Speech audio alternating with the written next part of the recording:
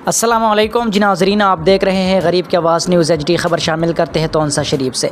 Benazir income support programme शादन लंड आप सरान की आंखों में धूल जोन कर सनाउल्लाह कोसा इलाकों में खेलने लगा। तफसीलात के मुताबिक सनाउल्लाह कोसा का ताल्लुक बस्ती कलीरी से है और वो कोई कनेक्ट का एजेंट नहीं बल्कि कनेक्ट एजेंट मदनी करियाना का शादन लैंड हाई स्कूल कैंप में खुफिया तौर पर बनाया हुआ टाउट माफिया है, जो कि बेनज़ीर इनकम सपोर्ट प्रोग्राम की इमदाद लेने वाली औरतों से लेन देन की डील कैंप से बाहर करता है।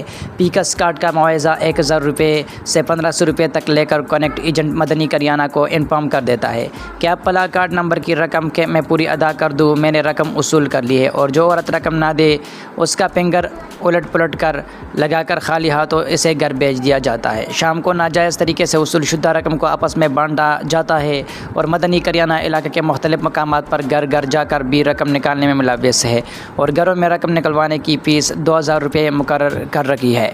इसी तरह का मज़ीद न्यूज़ अपडेट्स देखने के लिए देखते रहिए गरीब की आवाज़ न्यूज़ HD।